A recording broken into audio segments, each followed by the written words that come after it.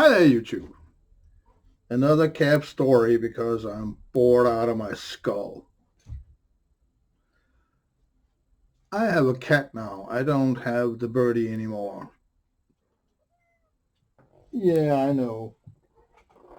Uh, my bird died about 2.5 years ago.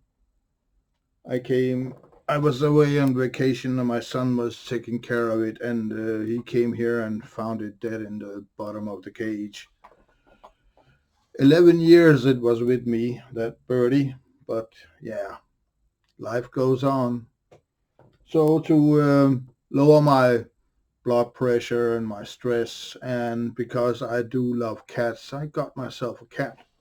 Let's see if I can actually pick her up. She hates that.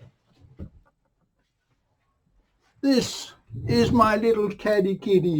Isn't she a sweetie? Yes, you are sweet. And she really, really hates this. She hates that I pick her up. She stays up here like maybe 10 seconds and then she walks away from me. But that's just the way she is. Isn't that right, Booty? Yeah, I know I'm an asshole.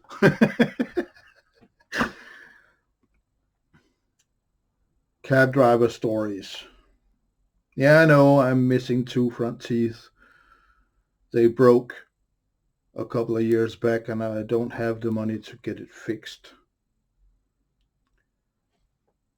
So what else is new? Um, there was one experience when I was a cab driver that really stuck with me all these years. There was in the early 80s, when I was a cab driver, there was a war going on between two biker gangs, Hells Angels and Bandidos. And uh,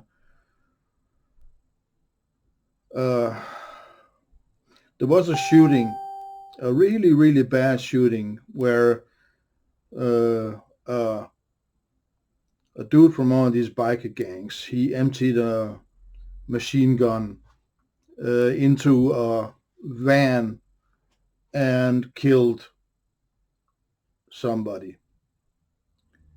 And he was the most wanted man in Denmark for quite a while. His face was on the front page of the newspapers and shit.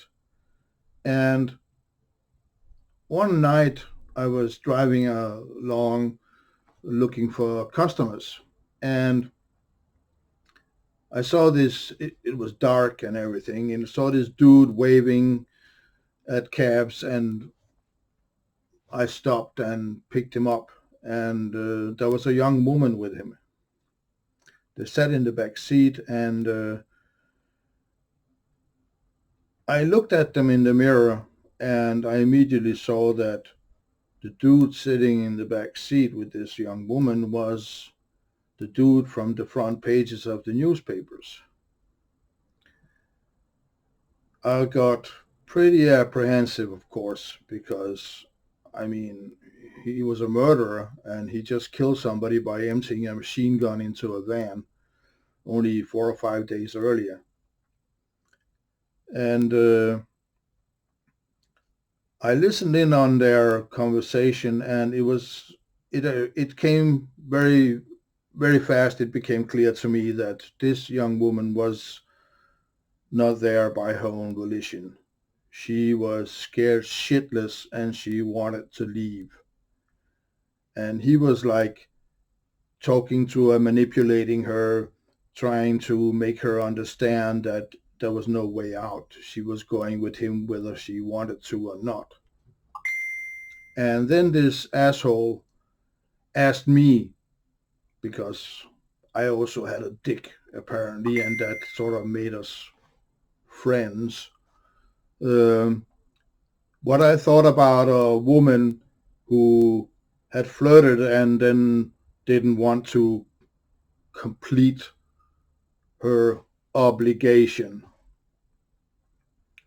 And I told him about, in very, how should I put it, very cautious manner and very weighing each word on a paperweight. I talked about the right to say no, that it is any human's right to say no at any given time, no matter the situation. And this went back and forth for about 4 or 5 minutes. And it ended up with him telling me to pull over and let the girl go. And then I drove him another 10, 15 minutes, and he got out of the cab and he tipped me. And I was very relieved that he left my taxi. I was also a little proud of myself for being able to rescue that young woman from whatever thing he had planned for her. So yeah, another cab story. There are more to come if you want it. Peace and don't panic.